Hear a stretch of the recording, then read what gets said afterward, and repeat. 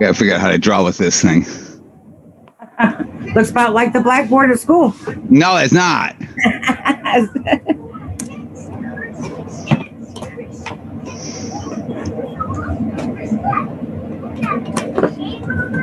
And then the stylus has a couple buttons on it. And if you accidentally hit those buttons, it starts to do all kinds of crazy things. Well, you haven't thrown it across the room yet, have you? No.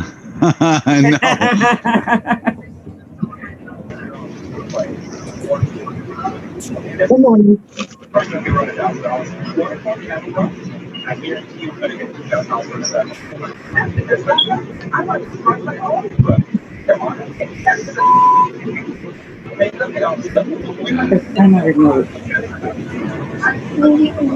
I hear somebody's TV or radio or something on. It's me. I'm trying to find my remote. I got all comfortable and now I can't find my remote. Hold on, I'll turn it down.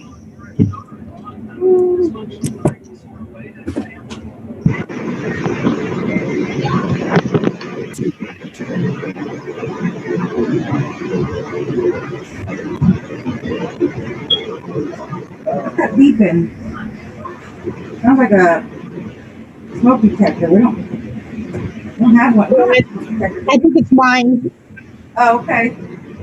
I was like, I know I hear a smoke detector beeping. And I don't know where the hell it is.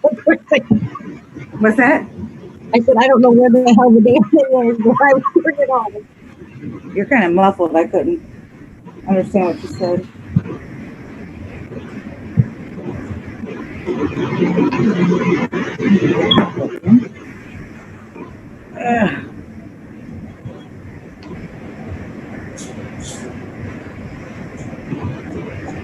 Oh, I hate this thing. It don't want to stay on. What doesn't want to stay on the screen? No, my Oh, your headset. my little head thing. You know what? Get For a different $10, you can get some earbuds and put in your ears and it's got a speaker on it. $10. Yeah, but they probably wouldn't want to stay in my ear. Yeah, you wouldn't like it if you've never had them. You wouldn't like it. It's like wearing flip flops for the first time. I probably wouldn't like them, but I wish that I mean, this thing, it won't sit on top of my head. In order for the ear things to line up so I can hear, and then this stupid speaker. You don't have speakers on your computer? Or you don't have I don't know. Don't forget who you're talking to. I know. I just thought They should have hired you a little tech guy to come in and right. explain some stuff to you, some tech explaining. I know. Just to set you up, you know, with like a radio mic and some cool headset. make you feel like you're doing something Turn awesome. that one down. Son. It wouldn't take much. No, it wouldn't. I could probably actually talk you. He's already on.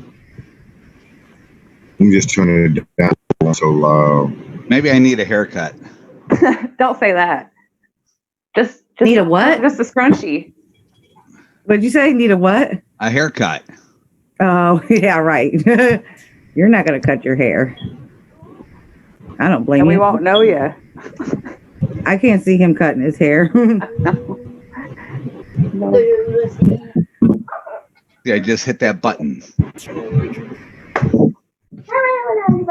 Ain't nobody. Is everybody here? Let me check the admission board again. I think, let me see, one. Oh, there's John. All right, cool. How you doing?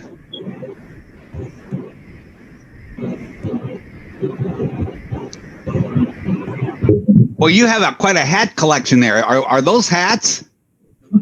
Oh, me? Yeah, are those hats behind you? Yeah, those are hats. Yeah, I kind of put them in plastic bags because the dust in the room and the cigarette smoke.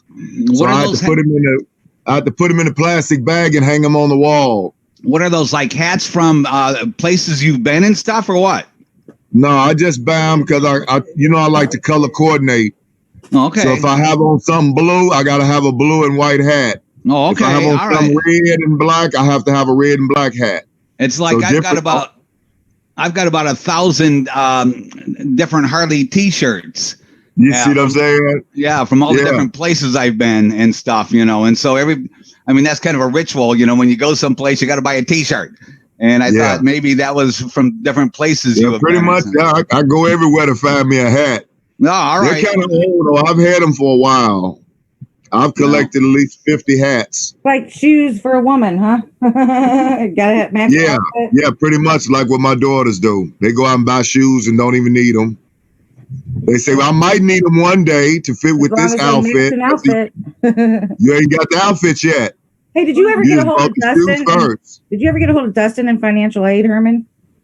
No, but what they did, I did get in contact with somebody there. They finally did answer my call and told me that they has a new financial aid manager. Oh boy! And he had his new way of putting things in. So it was just taking a little time, but everything been sorted out and okay, good. Everything is on track with everybody.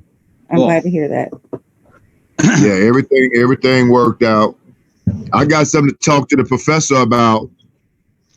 Okay, hold 1 second. Herman, let's see if let me see. I'm trying to see. I don't think we're all here yet. I'm gonna wait for just another second. And then I'll field your question, and then we'll get started on some one more day review of this stuff, and then we're going to start with the physio stuff and the counseling stuff. You guys, like I said, hey, that brain likes to forget stuff when we don't work with it on a regular basis, and this is all so very important. Wait for what? Oh, okay, all right. Okay. How's everybody doing? Pretty good now. All right. Good. Okay. Yeah, Herman, what you said you had a question? Yeah, after we had our live meeting on Zoom Thursday. Right. I got a usual what they call a usual setup that I do every single day. I take an energy pill and then I drink me a cup of cappuccino. Right. Now that's fine. Even though I take my depression meds in the morning, everything was fine. Every day has been fine.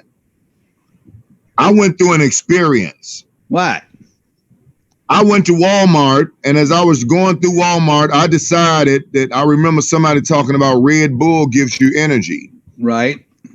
I turned around and bought a 4-pack of Red Bull. I drank one little small can of Red Bull. Yeah. Let me tell you something. My advice is if you're on any type of energy or any type of caffeine medication, do not drink Red Bull. Oh, yeah. Yeah. I went through a horrifying experience like I was going through a heroin withdrawal without any type of counseling or any type of help. Cold turkey heroin withdrawal. Yeah. It raked through my body so bad that my stomach was hurting. My heart was beating faster than it should have. I had migraines, extreme migraines in the back of my eyes. I was bent over. I couldn't use the bathroom. I was like a tore up drug addict that couldn't get, that's going through like a heroin withdrawal. And it sent me through some type of shock treatment through my body. That's what I was going to ask the professor about. I went to Broman Emergency Hospital. I asked them, I said, look, I got something running through my body. I'm in so much pain right now. I need the COVID-19 test right here, right now. I got gloves, mask. I'm ready to go. I need the test. Stick that thing up my nose and tell me if I got the COVID, because this feels like death. This feels like I'm dying. I'm going through I was having what they have tremors, uncontrollable tremors going through your body like electric shocks. When I told the lady what I had took my extra energy pill and the caffeine from the cappuccino and my depression pill, she said, you have extreme caffeine overdose. Yeah. You need to be sitting down, laying down somewhere to help your heart slow down. And there's nothing you can do about it. You're just going to have to suffer through that. She said, you don't have the COVID. I don't think that you have the COVID. But I still went up there and took the test. But I came home and I was in extreme pain.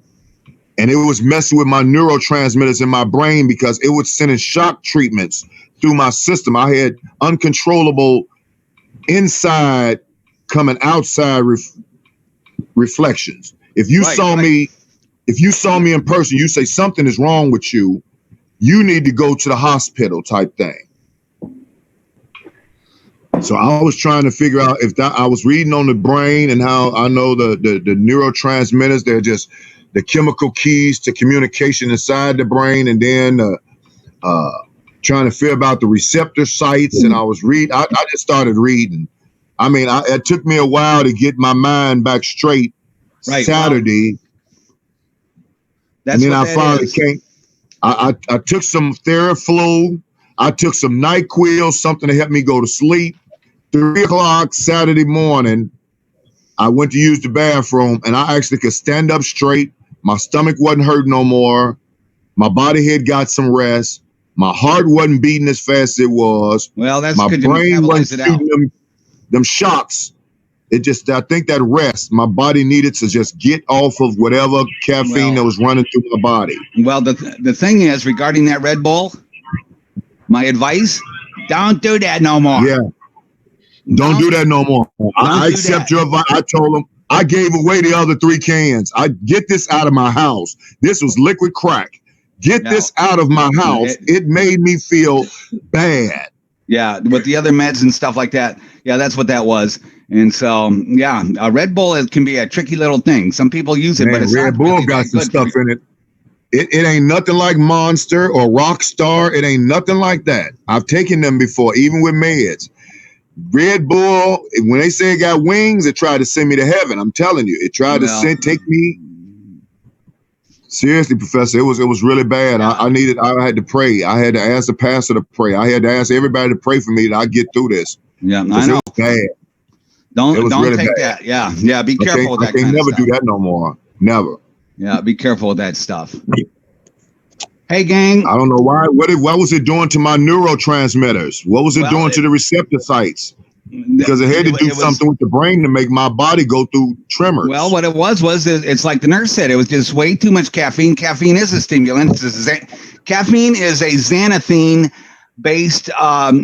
It's not a stimulant like amphetamine or cocaine, but it affects xanthine, which then affects reuptake in a way that basically, you just completely overstimulated that system. And what you did is you kicked in your sympathetic response. Your brain was dealing with like if you were being attacked by a dozen really hungry tigers all at the same time. And then, oh, my dog's saying hello. I'm sorry. That's Lizzie. And so it just overwhelmed your system, and it was a giant, basically a giant sympathetic response. And remember, sympathetic is that fight or flight response. And then when you felt that and felt those weird side effects and stuff, that scared you, which kicked in even more fight or flight. And it just one thing after another until that's what you experienced. And so, just don't do that no more. Yeah, I'm not. Don't do that. Promise you, I'll never do that again. That was a learning experience. Yes. And that's what that was. Are there any other questions right now? And like I said, what we're going to do today, and pardon Lizzie, she's busy talking to somebody outside. She's letting everybody know who the boss of the neighborhood is, I guess. But the thing is, what we're going to do today is one more big just review stuff. Again, like we did last semester, just review some stuff with the assessment, and then we're going to start to hit our trail with physio, like the question Herman was asking right now, and then the counseling stuff as we get started with all this. Any other questions right now? Thoughts, responses, reactions, questions, logistics, or anything else? Okay, let's get started then. Again, on this review, I wanted to begin this with something that has been a part of everything we have talked about just about every day we get together. And here it is right here, gang. What is this right here? Hedonic calc. The hedonic calculus. Somebody go ahead. Somebody start to explain this. And again, gang, this hedonic calculus, if you remember when I introduced this in the very beginning, as we were talking about, if you remember in the very beginning when we first got together last August, and it was models. It was, how do you understand the $20,000 question? How do you explain this to somebody? How are you going to remember your client who they don't need to know? They're sitting there waiting for something from you. They don't need to know what Albert Ellis said on page 33 of that book. They don't need to know what Kelt said that day in class. What they need to know is what you're going to say now. And that drawn from the wisdom of a well-developed, a competent, confident, and responsibly developed model. How do you understand this addiction stuff? Now, of course, this is all very relevant to assessment because, again, gang, do you guys remember the story about the damn wire under the seat on the motorcycle? Do you guys remember that story? Yeah. And again, I looked all over the place. We changed one thing after another. It cost me $1,500, and finally I found out what the problem was, and then I knew what to work on, what to fix. You need that model. You need that frame of reference. And if you like this model, if you want to go with this, or if you want to at least borrow parts of it, and what is your model, that's fantastic. But let's make sure, what is this? This right here, this middle thing right here, what is that? Where? Oh. Right here, what is this? Positive Positive reinforcement. reinforcement. And what do we mean by that? It's going to be. That's your pleasure center, You're right? getting something good out of something. Going to be repeated. Remember, and technically, what is positive reinforcement? And when you're explaining this, gang, one of the biggest problems your clients, especially early on, we were talking about threats to early recovery last time, not knowing, not understanding. I mean, Herman, think about how damn terrified you were with this Red Bull thing. Clients are going through that level of confusion, fear, terror all the time with this. And why is this happening to me? What's wrong with me? There must be something wrong with me. Maybe they're right. I am. I'm uniquely flawed. I'm a bad person. I'm this, I'm that, or whatever else with that. We talked about that with post-acute withdrawal. Maybe I did one too many. Maybe I pissed off the big guy and this is my just reward, whatever it is. This client needs to understand this stuff, your ability to explain this. And when we talk about positive reinforcement, what is that? What is positive reinforcement? And how does that play a role with drugs? Anybody? It's like the instant gratification part of it. Well, it can be an instant gratification part, especially if that drug works real fast. And of course, that's one of the things, people have been working on and trying to figure out from the very beginning. How can I make this drug work quicker, faster? How can I get it into my system faster? How can I make it work faster? Those kinds of things. Positive reinforcement is any consequence. You guys remember this. Any consequence which, when following a behavior, will increase the likelihood of repeating that behavior. What did we say one day in class? Drugs are drugs because they work, you guys. Drugs are drugs because they work. Right. Drugs are drugs because they work. If you remember. And my brain, what was that? The medial forebrain bundle that we're going to look at, the mesolimbic system. That, what did we call that? The reward center. That. And one of the things about drugs, the drugs we're talking about, the drugs of abuse, they light up that reward center like the White House Christmas tree, whether they're uppers, downers, all arounders, whether they're hallucinogens, thesogens, or anything else. They light that up. And that's just human nature. What was that? What did we call that? The law of effect. The law of effect. If it feels good, do it. If it don't feel good, don't do it anymore. Who remembers that? The law of effect. Right. And that's the basic law of human nature. And gang, drugs are drugs because they work. They do light that up. And that's all there is to it. Different people have different experiences with this. Everybody has a different kind of an experience with this. But this positive reinforcement stuff, when you take that drug, it lights up that pleasure center. We get that positive reinforcement. The only problem is, what's this down here? What's this stuff down here? Punishers.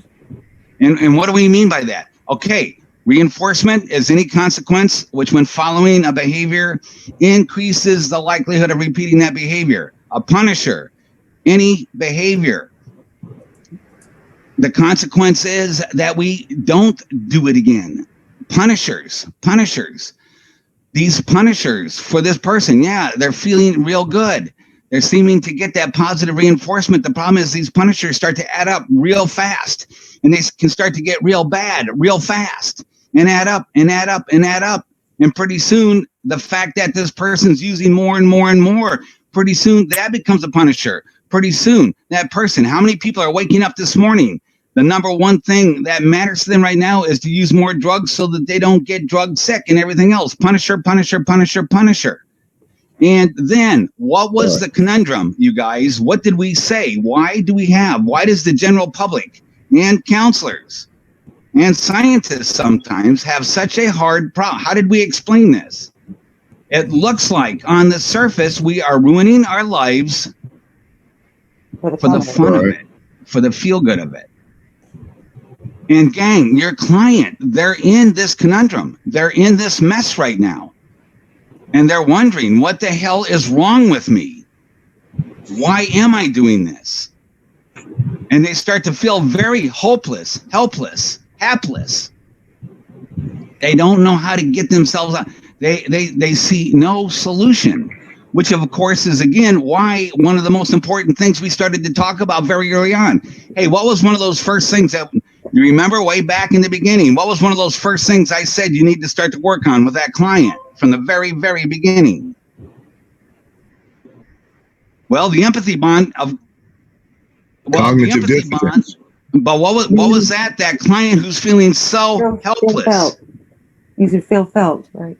Well, in feeling felt, the empathy bond, all that kind of stuff. What was that? What was that thing you need to start to work on so very quick? It's a major part of, as a matter of fact, motivational self-efficacy. Self-efficacy. Feeling. We have to help this client comes into this feeling so helpless.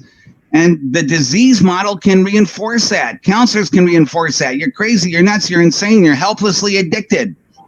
And that kind of a thing. And the only thing you can do is go to a meeting and don't do that no more. Good luck. And gang, we have to start to work on that self-efficacy, because this does look that way on the surface, doesn't it? It does look like this person is ruining their life for the feel good of it. For the feel good of it. That's pretty damn crazy. Nuts. That's insane. This person. And gang, we are not wired that way. We are not wired that way. In this, we have to help this client. You illustrate this to the client. You show this to the client. Help them see this. Yeah, you're right. This is what I'm doing.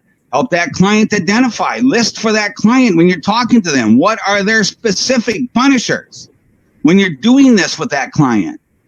Well, my punisher, my wife is mad at me. She's about to divorce me. I'm about to lose my job. My kids are mad at me. I can't make the payment on the car.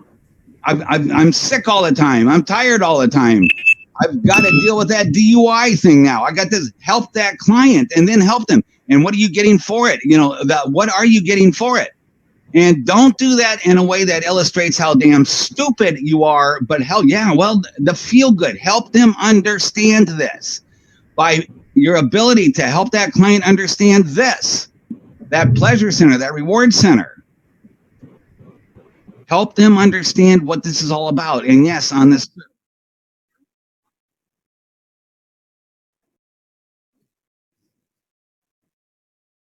Well, we're going to get to that in just a second. We're going to. But at this point, before you even go to that, make sure the client understands, even at this level right here. Hey, this pleasure center, what is that all about? I mean, gang, people do not ruin their lives just for the fun of it. But that pleasure center that seems to be responding to those drugs. And what is that? What is that with that? It would appear as if this brain built into itself some way for self-destruction.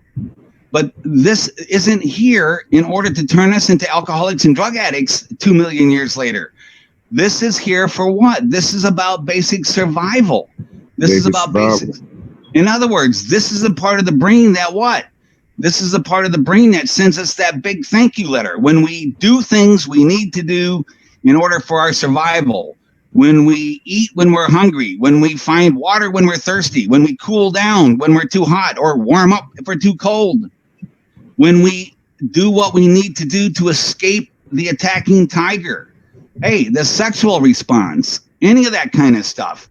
This is the stuff. This wasn't here to turn us into drug addicts 2 million years later. This is for our basic survival. The only problem is what? That brain that doesn't know the difference. That brain that learned a very, very, very long time ago. If you do something and it feels good, that must mean it's good for you. Love it and do lots of it. Right. And your ability to explain this to the client. What are we doing? What's another very important concept we started to illustrate very early on? We need to de-insanitize our client, help this client understand this, what really is going on here. And this, it's just that it doesn't know this part of the brain. Now, the newer part of the brain, when we get into the cortex and things like that, yeah, at that level, it knows cocaine's bad, heroin's bad, alcohol's bad. But this part of the brain doesn't know the difference. It doesn't know the difference between eating when you're hungry, having sex, or doing cocaine. All it knows is if you do something and it feels good for the last 2 million years, that means it's good for you. Love it, do lots of it. That's not a way to excuse drug use, but it's a way to help this client understand what this is all about. Does that make sense? Right. You explained to us from the very beginning that the stimulus, then comes the response, then come the consequences. But under the negative reinforcement, the client take risk and consequences against rational thinking. Well, let's wait on that for just a second, Herman, because you're right. Yeah. But let's wait. I don't want to go here quite yet. Does everybody your ability to be able to explain even at this level? And then that client, okay, so I see what you're saying. The brain is processing it that way. It is feeling good, which makes me want to do it again. I get that. But how about then how does that law of effect go? If it feels good, do it. But if it doesn't feel good, don't do it no more. These punishers are getting worse and worse and worse and worse. I mean, look at what's going on in my life. I'm about to lose my wife, about to lose my job. I've lost my car. I'm losing my health. I'm losing this. I'm losing that. My kids hate me. All these things. And then the question is, why do I keep doing it? Why am I still doing this? That is crazy. It does appear on the surface like this person is ruining their life for the feel good of it. Do you see what I'm saying? And this is where then we have to help this client come to terms with the reality. This isn't the end of the story. It's just the beginning. Gang, your ability to incorporate this and help it in the very beginning. I'm talking about right now, motivational stuff. I'm talking about assessment, because you're going to learn as you help this client identify for themselves, what are their punishers? What are they? What is their subjective? In their words, what are they getting for this? What does feel good mean to them? And that kind of a thing. How many people? Yeah, you're nuts. You're crazy. You're out of sync. You're ruining your life for the feel good of it. And that does look pretty nuts, crazy, helpless. And that's where we then, once we get the client on board with that, where we introduce this right here. This is not the only kind of reinforcement. And this is where, when this client understands this right here, not only to identify those 4 areas, but just to understand, why am I doing this? I'm not doing this. I'm not crazy. I'm not doing this. I'm not ruining everybody's life, my own life, my family and everything, because I'm a shallow, selfish little creep. This is what's doing it. Help that client understand the power of negative reinforcement. Yeah, we will do a lot. And a whole bunch of life is built around how we get positive reinforcement, but we will. What did we say? And you have to help this client understand this. What? We will pay a very high price. We will do things for negative reinforcement. We will take risk. We will make sacrifices for negative reinforcement we would never even consider for positive. This person isn't ruining their lives because they're a selfish, shallow little creep that doesn't give a damn. I mean, gang, what is hitting bottom? When these things get bad enough, when the punishers finally, that concept of hitting bottom, when those punishers finally get so bad, so severe, that they do start to outweigh this. But that hitting bottom can be a real severe, serious, bad thing for that client. We would like them to be able to discover this, to understand this before they hit their bottom. We can help them as they start to identify what these things are for them now. Help them to cognitively pull that bottom closer in a way that, that bottom line motivation, when this is no longer worth it, I'll stop it. But why? I mean, what price do I pay before this is no longer worth it? That's the problem. And in the meantime, one of the best reasons to keep drinking is because I'm so damn terrified, confused. I keep doing this. In spite of this, I keep doing this. In spite of it's getting worse, I keep doing this. There must be something real wrong with me. Make sure that client understands negative reinforcement. Speak in their, what do we call it? Experiential language. Experiential language. Before we even get into the 1s and 2s and 3s and 4s, make sure that client understands what this is. What is negative reinforcement? We don't. Normal, basic, normal human beings.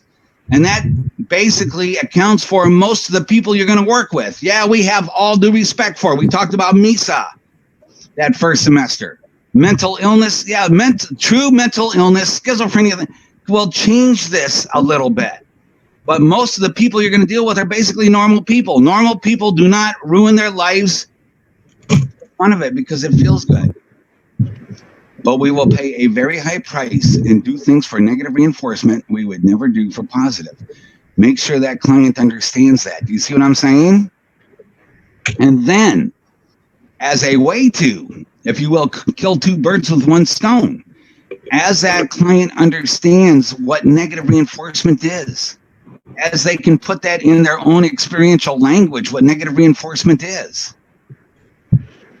No, it's not because, and I mean, don't forget, most people, if they've had a hard, long, and severe enough addiction, by the time they get into treatment, they'll tell you the good times, the fun stuff, the great sex and all that stuff is long gone anyway. I'm just using today just to feel as close to normal as possible.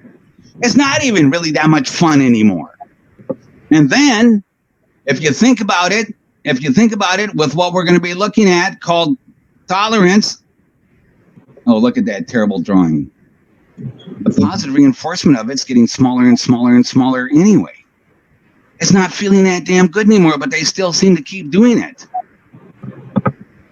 And they will tell you the fun stuff is really gone. I don't know why I keep doing it now.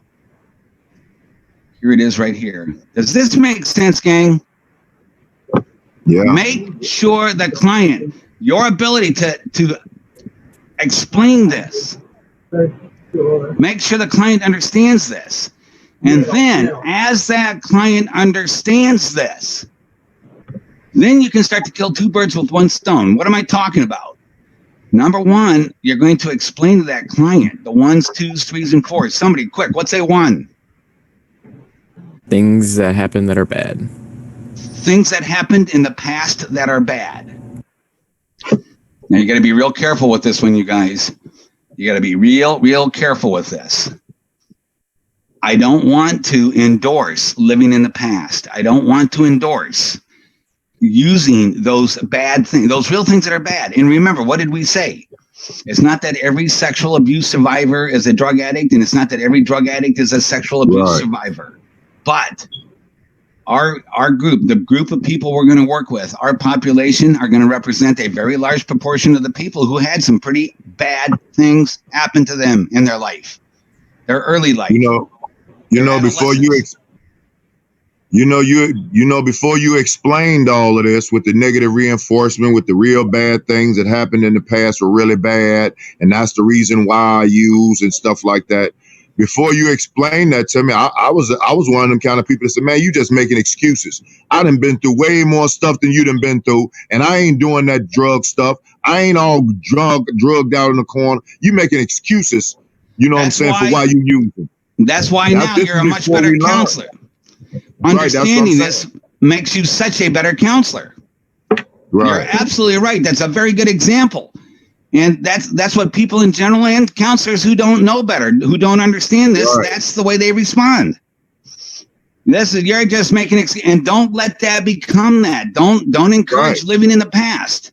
I mean, I was using at the time, but I wasn't as bad as they were, and they were just making excuses why you got to keep doing it, and it's tearing your body up. But Well, that's I it. wasn't taking a look at my own self. Well, that's it. I wasn't looking at my own self.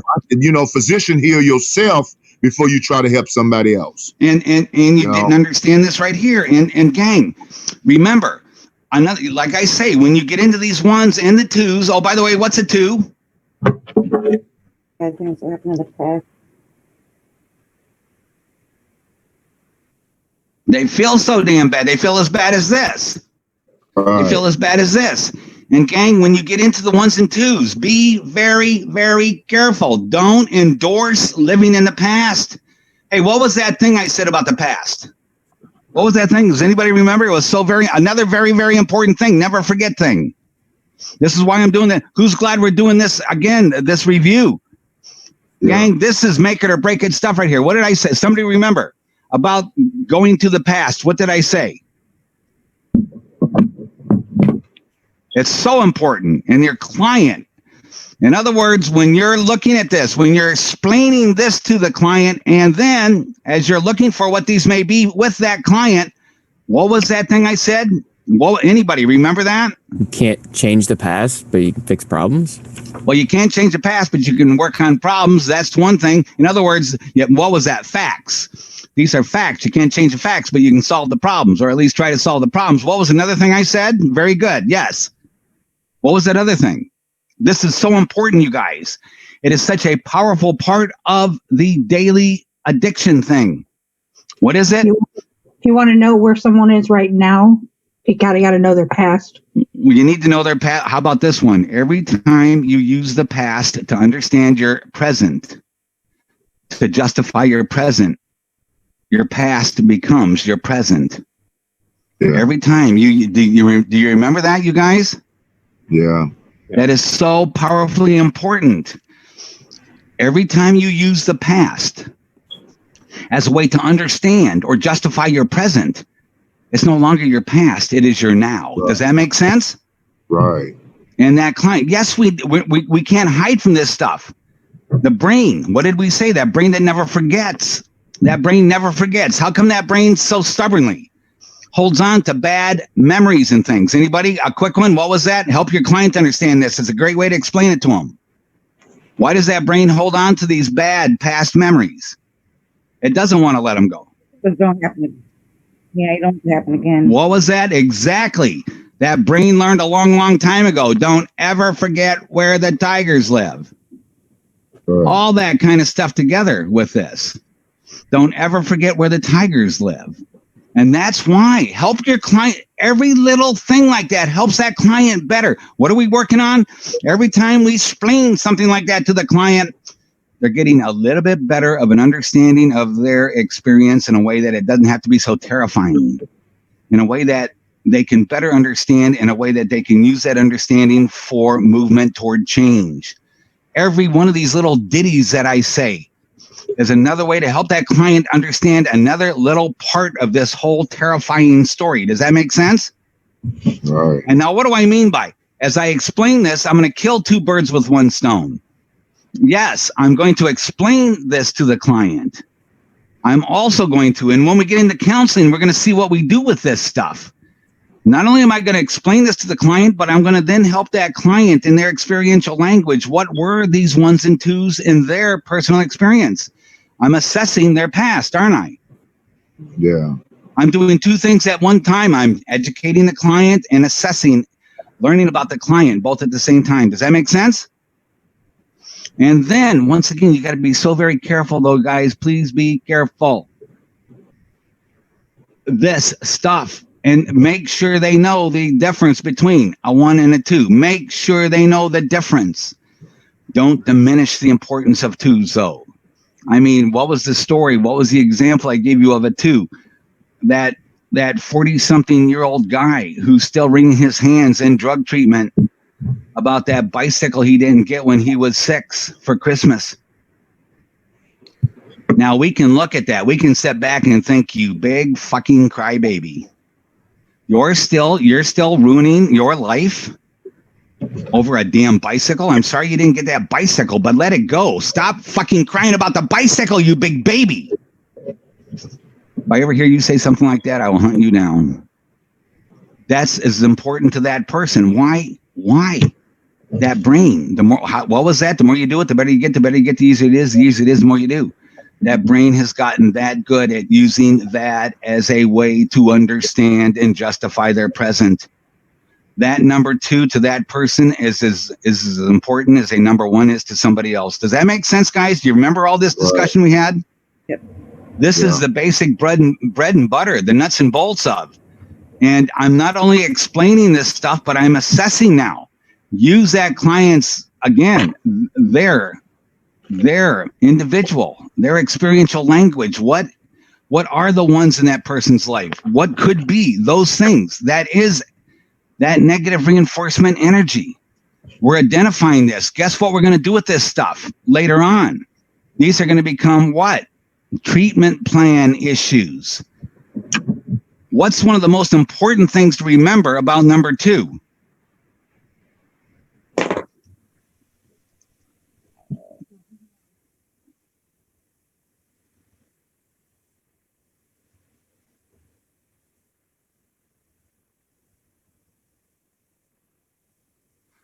Well, again, but what's another? Okay, number 1, and gang, another thing is you need to do to the best that you can, and sometimes it's difficult and sometimes impossible. Are the number 1s the client is identifying, are they real? And don't forget another thing, time seems to enhance memory, but not in a good way. That bad thing that happened 30 years ago, 25 years ago, or whatever, 16 years ago. That bad thing, and it's something that really did happen. Here it is now, 16, 25, 30 years later, and it's being remembered usually, and not always, and never diminish. Really awful bad things do happen to people, but very often that client is remembering something that is a lot worse than it really was. Does that make sense? And please do not think that I, for 1 second, am diminishing the impact of any of these bad things. These are very real bad things. Physical abuse, sexual abuse, abandonment, just a very scary, threatening, unpredictable environment. Living in anger all the time. Boy, I think of who is that person we often think of? Our McDonald's baby, that kind of a thing. But very often, by the time this client now in your office and they're remembering those ones, by the time they get done remembering them, they're often embellished and they're a lot worse now than they may have really been anyway. Does that make sense? You have to be real careful with another thing. When you get into these ones, you have to be terribly real careful. Assess what somebody tell me what's going to be a real important thing you're going to want to make sure and stay on top of as you're in this and talking about these things with this client, which is one major reason why counselors who don't understand tend to avoid this in the first place. What would be a major, you don't want to turn this into a here and now trauma. You don't want, here, okay, well, it's 11 o'clock. Well, we had a good session today. We got on top of your number ones client. Hey, I'll see you next week. And that client walks out of there, a sparking kind of, just about ready to blow up. Make sure that you help this client. When you talk about these ones and these twos, make sure that client is able to manage this. Make sure you keep this in its proper perspective. Don't let that client walk out of there. Whether it's an individual session, a group session, or anything else, don't let that client walk out of there a sparking mess. And all of a sudden, this stuff's right in their face again. Does that make sense? That kind of a thing. Right. We're going to deal with this stuff. What do these ones and twos become? Counseling. What's the major difference between the twos and the ones, though? The ones really happened. Like I just said, make sure to the best of your ability, can you find, is there any, whether it's legal history, past psychological, psychiatric, counseling history, other people in this person's life, which can be tricky. Hey, Dad, your son just told me that you sexually abused him when he was 4. Can you talk to him? Well, yeah, that's probably not going to work out, is it?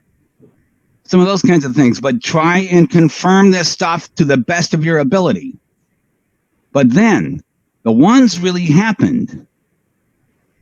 Well, the 2s really happened also, but they are what they are now because of what? The way they thought about it. The way they're thinking about it, the way they're talking about it, or what we're going to call in counseling their cognitive negotiation of that situation, how they are remembering, how that memory plays a role in that person's sense of self today, how this memory, how they have gotten so good at the brain. The more you do it, the better you get, the easier it is. How that brain has gotten so good at using this as that frame of reference. This is a real bad thing. These are bad because of the cognitive structuring of that client. Does that make sense? And so we've got to delineate the difference, help that client understand this. These are going to become treatment plan issues. We're explaining stuff. We're teaching, educating the client. We're also doing assessment here. What are the number 3s?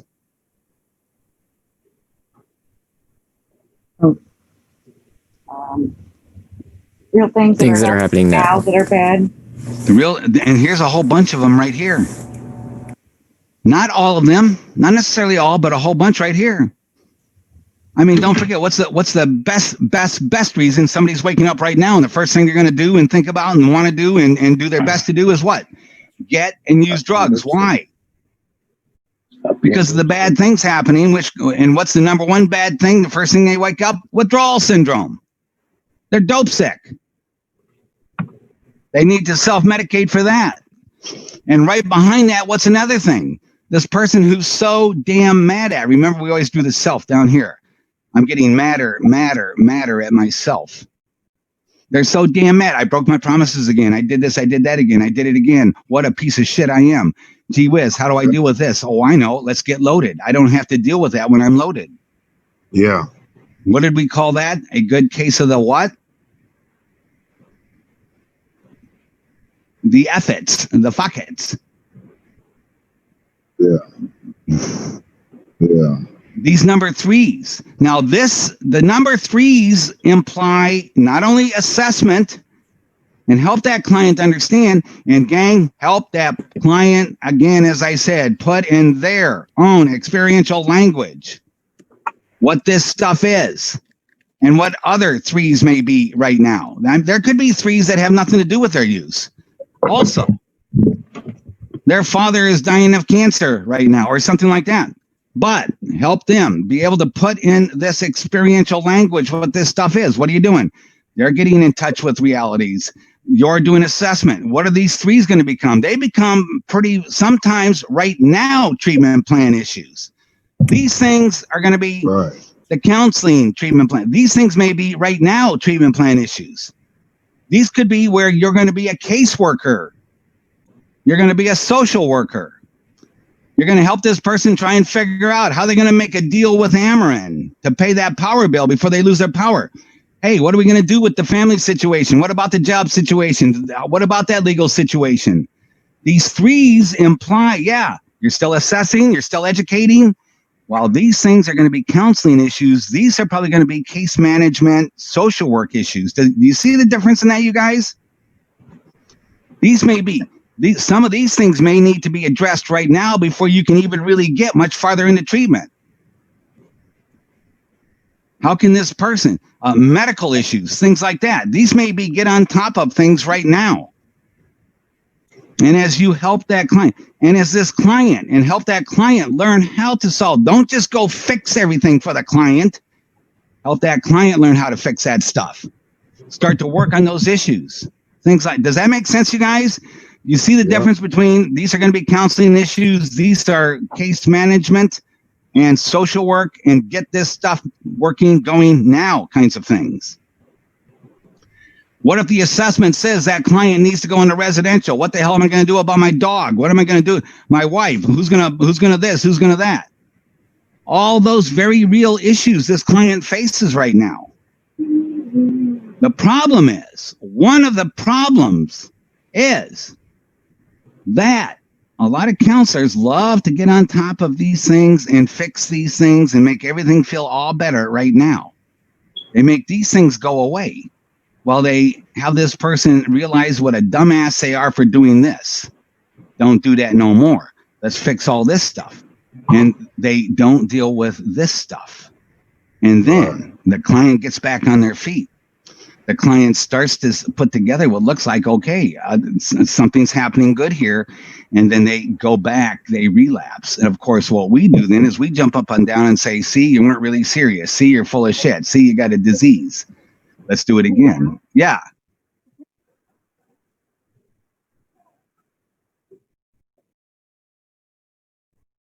I hate that statement.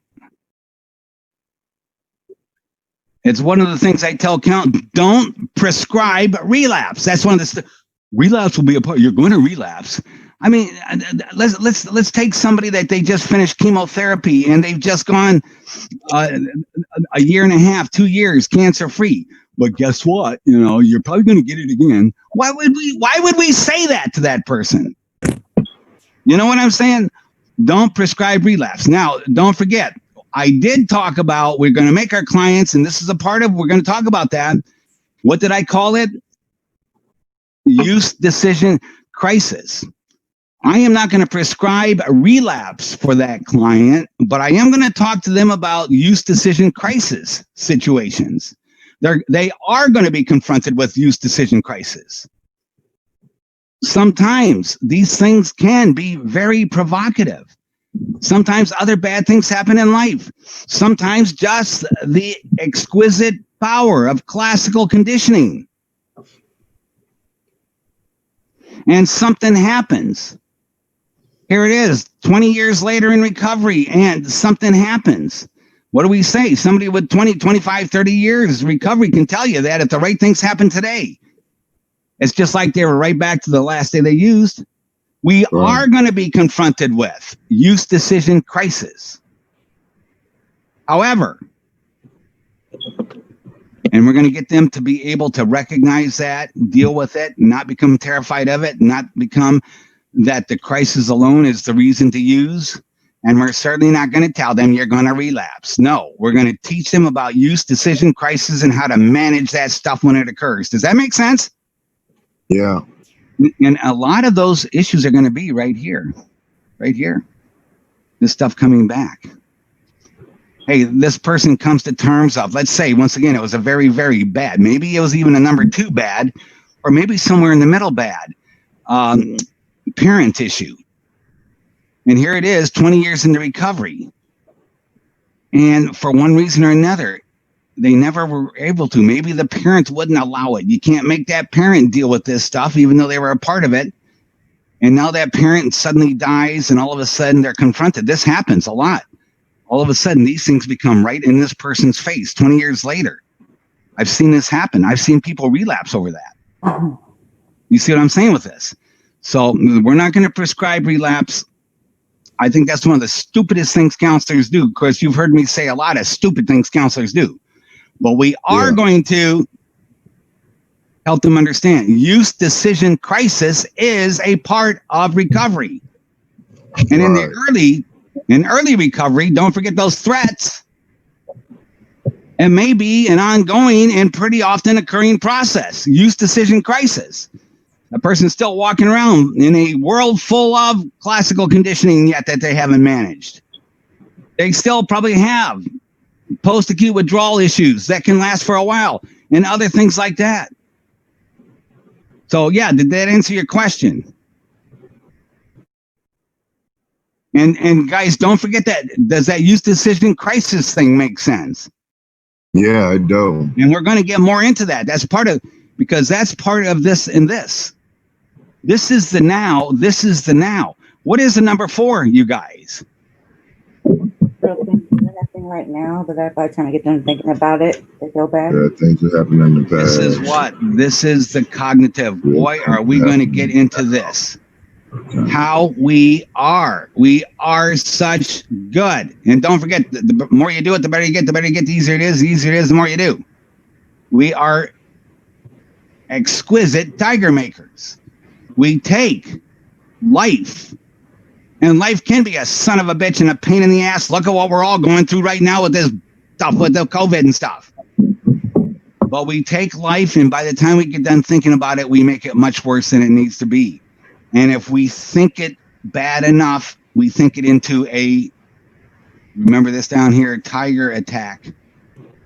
And when that tiger attack happens, it didn't need to be, but we turned it into a tiger attack. And when that tiger attack happens, that brain that learned a long time ago, hey, get the hell out of here. Get the hell out of here. And if that client, for that client, especially if it's still recent, the best way to know to get the hell out of here is get loaded. What difference does this make? What difference, any of these bad things? Who cares about these bad things if I'm about to become tiger lunch right now? Does that make sense? Does this stuff, do you guys remember this stuff? Does this make sense? Yeah. This model. Yeah. Now we're going to be enjoining this. We did. How many times did we refer to all this stuff in every discussion we had? First semester, first half of second semester with all this stuff. Thoughts. Let me hear other questions. Let me hear thoughts with this stuff. Gang, we can't continue forever with this, just reviewing this, but who's glad we're doing this right now? Who's glad we're sparking this? I'm glad we're refreshing back up on it, because I think I remember talking to you on a one-on-one basis that all the many years that I've been through counseling, my number ones and number twos was there.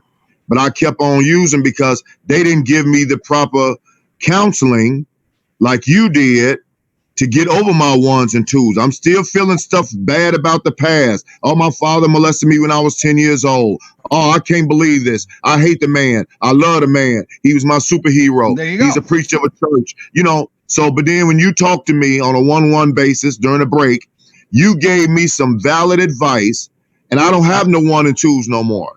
Yeah, you do. I'm not thinking about my past. Yeah, Herman, you do have ones and twos. I'm gonna correct you real quick. I have to interrupt you. I mean, you know, the real bad things that happened in my past, I don't let them control me. You still have these. You're just now in charge of them. You're managing them. Right. You're not letting them control you anymore. Right. Yes. Fantastic. That's what a good counselor should have done a long time ago. And I wouldn't have been. I shouldn't have used that as an excuse to say, well, he did it to me. I'm worthless. He said I was worthless, but he hurt me. I'm going to go ahead and keep using, because like it says on here, some clients are so scared to, or don't know how to stop using because they don't want to feel the pain that their mind is feeling. That's exactly it. Fantastic. Other gang, real quick, what is this right here? Boy, what is this? Cognitive dissonance. And what was that? What did we call this? How that client learns how to protect themselves from their reality. The more you do it, the better you get. The better you get, the easier it is. The easier it is, the more you do. And they do this real good. This is the stuff we love to hate about our clients. Their denial, resistance, their minimization, their rationalizations, and all that crap that we love to hate so much.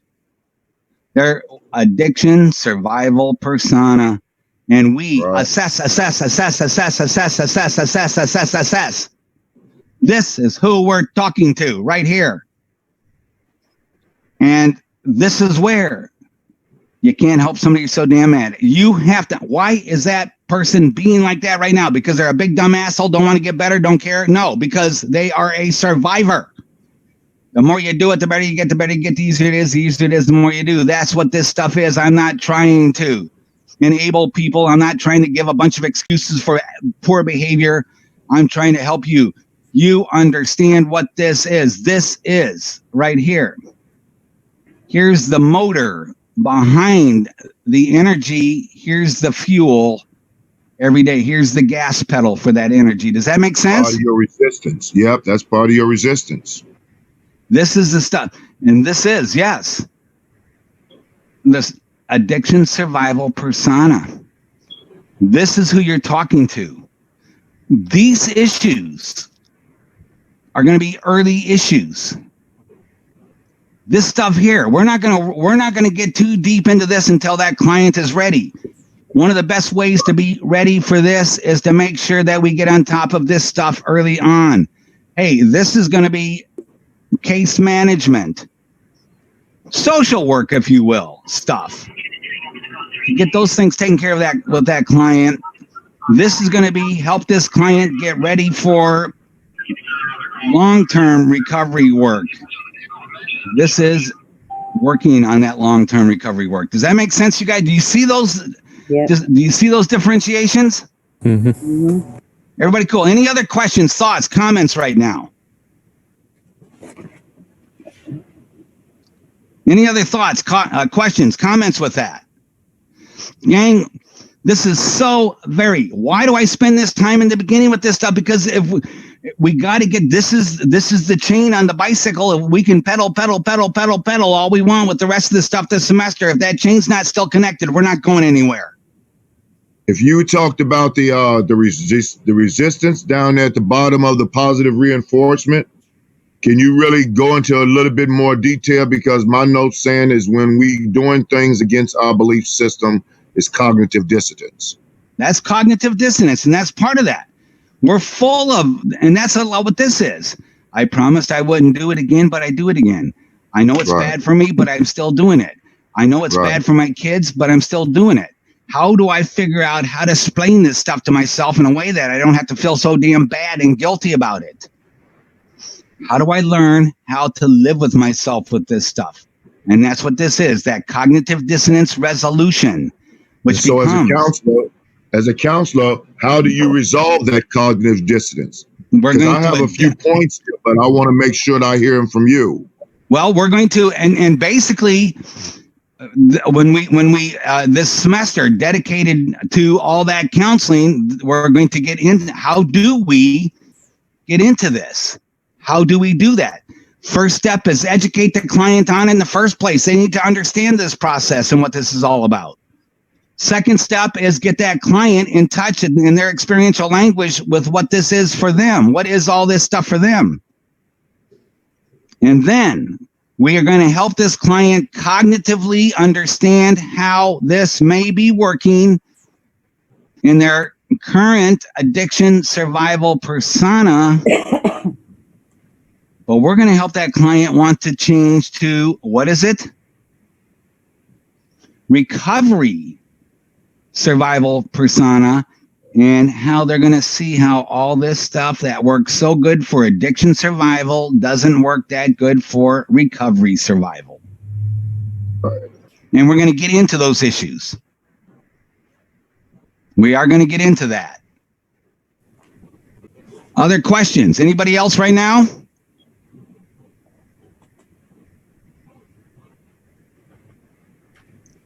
Everybody good? Any thoughts, questions? Do you see how, once again, think about that bicycle analogy again. Yeah, we're gonna go forth. We're gonna start hitting those pedals, and we're gonna pedal 1,000 miles an hour with both the brain stuff and the counseling stuff. The counseling stuff, where we're gonna go exactly where Herman just asked that question. How do we do that? And we'll get into that. But this assessment stuff, this hedonic calculus stuff, this understanding stuff, this getting it started stuff, all that stuff, the motivational interviewing, the hedonic calculus stuff, everything, all that's like the chain on the bicycle. If we don't have that in place to start with, we can pedal as hard and fast as we want, and we're going nowhere. Does that make sense, you guys? Yeah. I want to see if I got this one part correct. I know I don't want to stay on this one subject because I know you got more to talk about. But some of my notes are saying that how do I resolve the cognitive dissonance is to stop what you're doing. Don't rationalize what you've done. Don't minimize what you've done. Just stop. Well, that are the things the person's doing. That's right. And but in order to get them to do that and make those changes, we're going to make sure they understand what that stuff is in the first place. Right. Understand, educate, cognitive, We're going to understanding. That's exactly. We're going to teach it. This person needs to understand. They not only do they need to understand all this, but this is their daily experience right here. This is the person right here. And to help that person understand how this is psychologically, how this is working. This is powerful negative reinforcement itself. I do this. I encounter this. I feel bad. I feel guilty. Let me think it away. I don't feel so bad. I don't feel so guilty. I get to do this again. And now this stuff doesn't feel so bad because I've figured out a way to think it away. This is who that we need to educate. Make sure you need to make sure that client truly, really understands this. Yeah, this and this. Yeah, this. All this, but this is who that person is today. This is their daily experience, and this is representing. This is why they're still using on the here and now, today, in the moment basis. We need to get this person able to manage this stuff, to want to change this stuff in the first place. Yeah, we're working on this. Don't forget, social work, case management stuff. We're going to get to this. We're going to get to this. But that client has to be ready for this. And the best way to get that client ready for this is to deal with this first. Does that make sense, you guys? Right. Any other thoughts, questions, reactions right now? Everybody cool? Yeah. Hey, gang, I'll see you all on Thursday. Hey. I'll see you guys. So hey, Professor, when did you want our second quiz in? Go ahead and get it in anytime. I can't remember what it says on your it's 10 wow points. 10 wow points for the brain and physio. I can't remember what it says on the syllabus. It says on the I can't remember what that date is. 29th? Yep. Sounds good. 29th? Okay. I can do that. Hey, you all, any other questions? Nope. It's good to see you. Good to talk. Good to see you too. Thank you. See you guys. Hey, everybody, I want to hear more people. I know that there are people I'm not hearing from.